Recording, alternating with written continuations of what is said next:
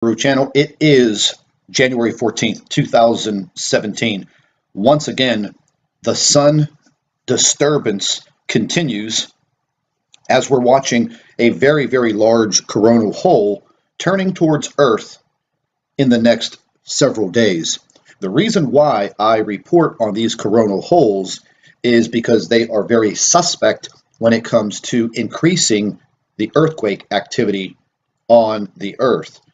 Now, to me, and in my research and what I've been doing with my investigations, is there seems to be something perturbing the sun. Something is interacting with our sun, and it has been for some time now. Now, we're going to go ahead and get straight into some of this information, but before we do, I want to go ahead and announce to any of our viewers and subscribers that we are now on Facebook. We've dedicated a whole entire page to Planet X and all of the current events and things that are happening with our Earth and the sun. I will leave a link to the new Facebook page in the description box under this video. But let's get right into taking a look at this large coronal hole. Now, if you take a look at the very top of the sun, all through this very, very dark region, and then curving downward, it almost is in the shape of a banana, this large coronal hole. Now, just the other day, the sun had a very large coronal mass ejection, and we're going to go ahead and show that to you because we have it, and it was quite amazing. Now, one space weather website said that this CME, as they call it, coronal mass ejection, was almost a kill shot for the Earth, meaning at the time of that coronal mass ejection, if that would have been aligned with the Earth, that is what they reference to when they say that would have been a kill shot. So that would have probably been pretty close to the end of humanity. And we always seem to be in the right place at the right time during these large CMEs. But there you go. You can see that this coronal hole, and this is just another image of it, it will be turning towards Earth within a matter of days. And just a few weeks ago, we were going through this over and over and over again, these large coronal holes turning towards Earth. And everyone says, well, what does that have to do with us on Earth? What is the big deal?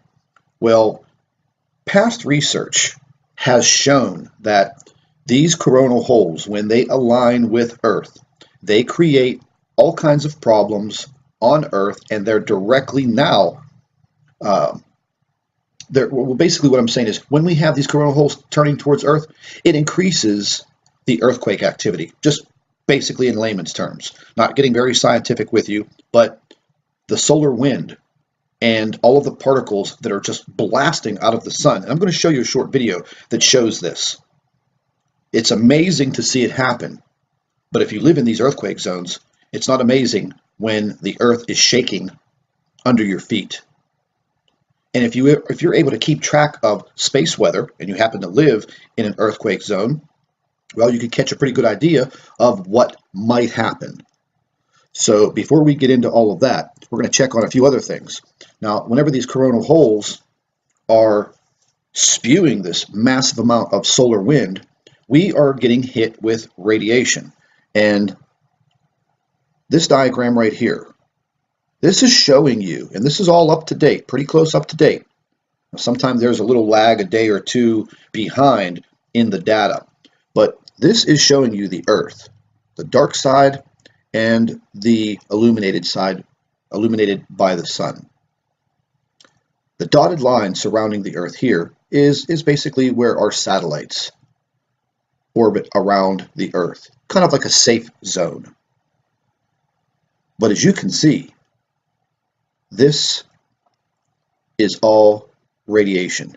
And we're going to go ahead and speed that up a little bit.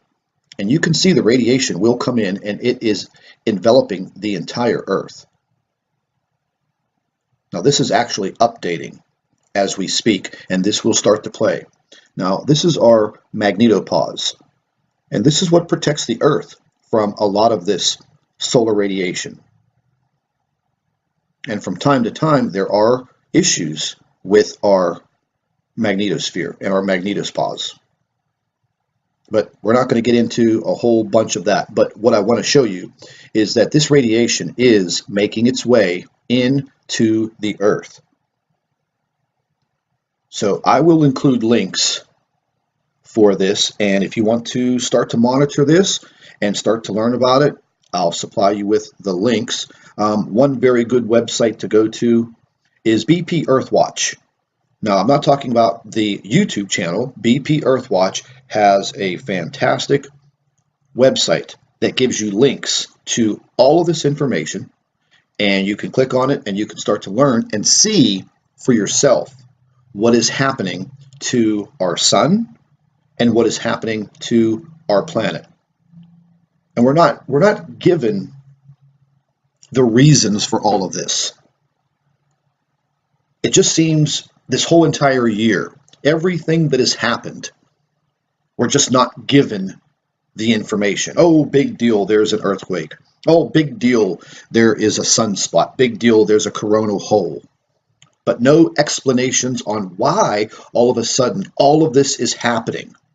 And I keep saying to people, think back. In your lifetime, have you ever seen anything like this occurring? Absolutely not. So we're going to go ahead and move directly into, let me just exit out of there. We're going to move into this coronal mass ejection, and this is going to show you this ejection.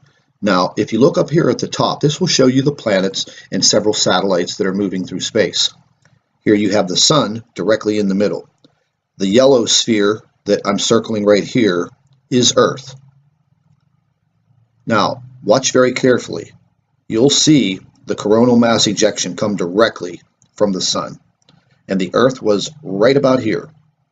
So that's what they were referring to when they said we just missed a kill shot from this coronal mass ejection. The Earth just happened to be in the right place at the right time. And I've seen a lot of this, over the years, and, watching the sun. And it just seems that the Earth just continuously gets lucky when it comes to these kill shots. So once again, we were lucky. We were pretty far away from it, but it was quite a spectacle to see this. Now, I have the SOHO satellite that looks directly at the sun, and I'm going to go ahead and play this for you because we're going to see that massive CME, coronal mass ejection, coming out of the sun. So I'll just go ahead and I'll start this for you, and you could start and stop this as you want. And we're going to go ahead and speed it up a little faster. Bingo, there we go. So we're going to stop it. I'll reverse it.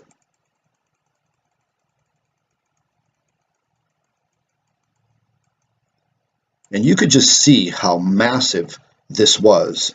Now, I'll leave a link to this also. And you can go on here and you could put in the dates. And it's quite easy to use, quite easy to learn. And you can check these things out for yourself. Now, one thing that I might add, whenever you're looking at the SOHO space telescope, looking at the sun, quite often you are going to see many, many other objects just streaming past the sun. Now, some of you may laugh about this, and some of you may not.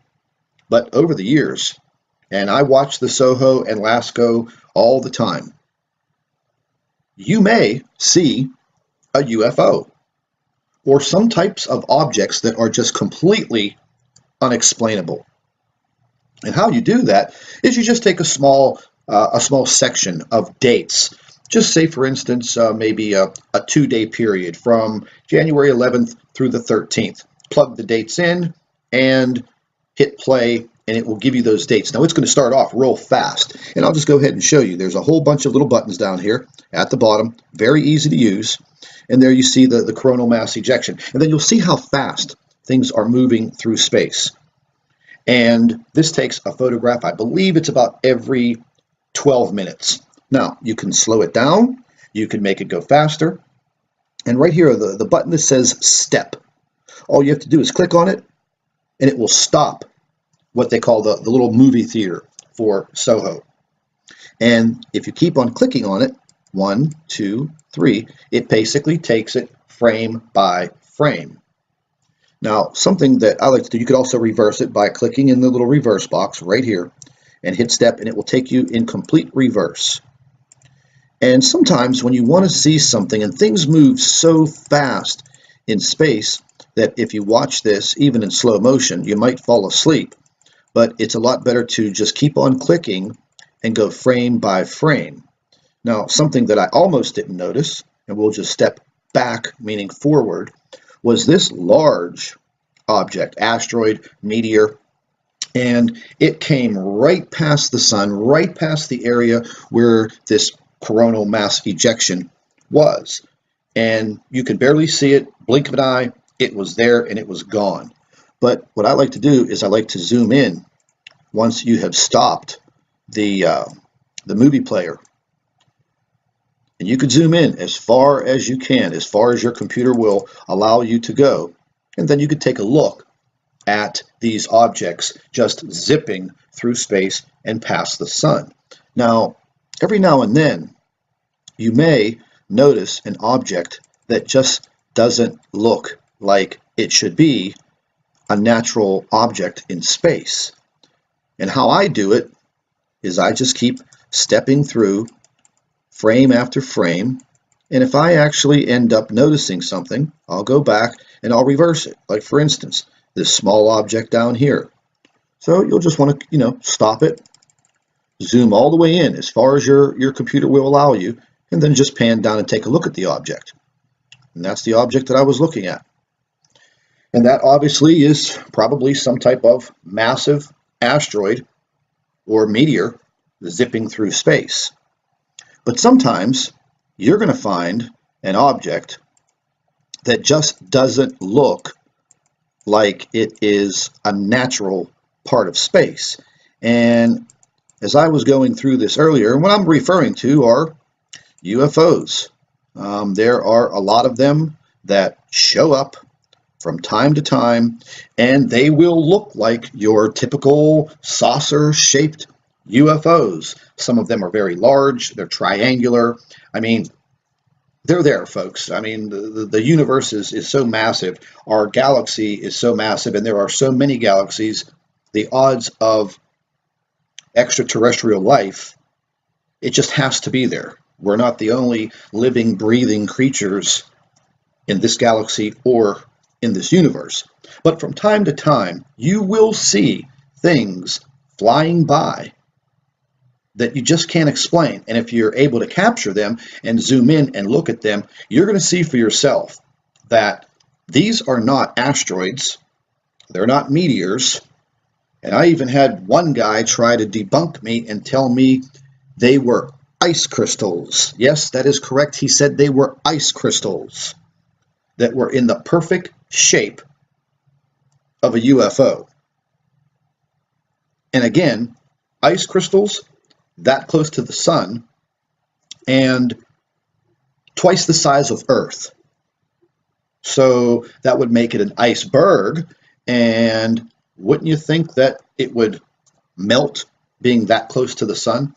But anyways, we'll go ahead and continue, because I did think at one point as I was going through this that I did capture something that I really wasn't sure of. It had a very large triangular shape to it. And again, I'm going to put a link to this. And if any of you want to start researching more and more information about space and space weather, I'll leave the link to BP Earthwatch. He does a fantastic job. His website is absolutely awesome. It's basically everything that you need for space weather. He pretty much has all of the links. Now, what I was referring to, what I saw, was this little object right here. And I know this doesn't have anything to do with Planet X or earthquakes or anything that we're talking about. But if you're going to go ahead and you're going to use any of these sites, and again, you may find something or see something that is completely unexplainable. So here's the beginning of the CME. And here's a good close-up view and look at it. And then we have this object. There you go, right there. It's completely triangular. There's something very small here in the back, and I have seen these types of objects many, many times around the sun. And they're very triangular, and they're very, very large. Because if you look at the size of this object, and this is the sun is behind this shield. So the sun is the size of this white circle. And this big, big red circle just basically blocks out the rays of the sun so you can get a better view from the camera. But there you go. And if you go step by step through a period of maybe 2 days at a time, you will probably see some things that you've never seen before, things that are completely unexplainable. So the point that I'm trying to make is there are so many things out there just in our solar system that we don't know about. And just because you can't see it, and just because you can't see it with a telescope, and even the biggest telescopes in the world, just because you can't see it, doesn't mean it's not there. And just because you can't put it into a mathematical equation, doesn't mean that it's not there. There are so many things zipping through our inner solar system each and every second, and we don't know about all of them. We don't even know about a fraction of what is going on in our solar system. So many times people say, if there was something in our solar system that should not be there, all of the astronomers around the world would know about it. Well, I'm not too sure about that. Because as of lately, well, basically this whole entire year, we've had so many near-Earth objects just come out of nowhere and fly by our planet, maybe giving us a few hours' notice. And this near-Earth object situation has gotten completely out of hand. And if you don't believe me, you could go directly to the JPL, Jet Propulsion Laboratories website. Just go to Google and type in near-Earth objects and go do your research. The list of these near-Earth objects is growing and growing and growing every single day. There are some days that there are 2, 3, or 5 near-Earth objects. And again, just the other day, we had a very large near-Earth object, and they found it on a Saturday, and I think 2 or 3 days later, it was zipping by the Earth. I may be wrong about the actual dates, but there you go. And and NASA's excuse is, well, it came from the sun. The sun, we couldn't see it. Okay, well, you're spending the taxpayers' dollars, millions of taxpayer dollars, to see these objects. So what are we paying you for? You're obviously failing at what you're supposed to be doing. So instead of going and looking into deep space at Planet 9 that is 20,000 years away, who cares? How about let's start paying attention to what's going on right here and right now? And while I'm asking, hey, could you guys stop lying and start disclosing more of this information on what is happening with our sun, what is happening with our Earth? Because if you think people are just going to stand around and take your dumb answers to our questions, people are starting to wake up each and every day. Just take a look at your weather. Where I live, the temperatures should be in the mid-20s, 25 degrees Fahrenheit.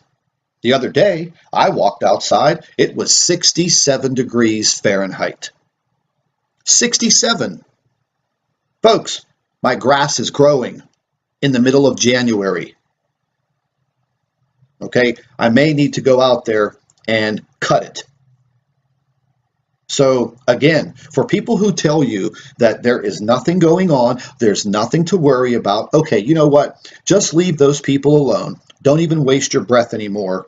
Just forget about them. You're not going to make them see anything until it is right upon them. And then they're going to start crying and begging for the information and for your help. And if you're a kind human being, then you'll help them. But this is just showing you that each and every day over this whole entire year of 2016 leading into 2017, we're under the gun every single day. That's what it seems like to me. Other people may have another perception. But with everything going on around us, the earthquakes, now the volcanic activity, what is happening to our sun, what is happening to our earth. So stay tuned to all of this information. Stay tuned. Keep your eyes open. Keep your ears open. If you do a little homework and do a little research, you'll start to understand, and you will start to see with your own eyes that something in our solar system, something in our skies is not right. Thank you for watching the Nibiru channel. Hello everybody, welcome back to the Nibiru channel. It is January 14th, 2017. Once again, the sun disturbance continues as we're watching a very, very large coronal hole turning towards Earth in the next several days. The reason why I report on these coronal holes is because they are very suspect when it comes to increasing the earthquake activity on the Earth. Now, to me, and in my research and what I've been doing with my investigations, is there seems to be something perturbing the sun. Something is interacting with our sun, and it has been for some time now. And we're going to go ahead and get straight into some of this information. But before we do, I want to go ahead and announce to any of our viewers and subscribers that we are now on Facebook. We've dedicated a whole entire page to Planet X and all of the current events and things that are happening with our Earth and the sun. I will leave a link to the new Facebook page in the description box under this video. But let's get right into taking a look at this large coronal hole. Now, if you take a look at the very top of the sun, all through this very, very dark region, and then curving downward, it almost is in the shape of a banana, this large coronal hole. Now, just the other day, the sun had a very large coronal mass ejection, and we're going to go ahead and show that to you because we have it, and it was quite amazing. Now, one space weather website said that this CME, as they call it, coronal mass ejection, was almost a kill shot for the Earth, meaning at the time of that coronal mass ejection, if that would have been aligned with the Earth, that is what they reference to when they say that would have been a kill shot.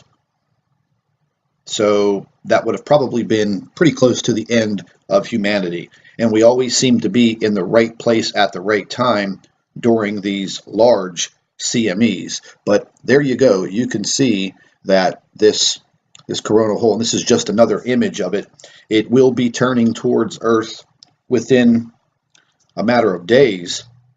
And just a few weeks ago, we were going through this over and over and over again, these large coronal holes turning towards Earth. And everyone says, well, what does that have to do with us on Earth? What is the big deal? Well, past research has shown that these coronal holes, when they align with Earth, they create all kinds of problems on Earth, and they're directly now well, basically what I'm saying is when we have these coronal holes turning towards Earth, it increases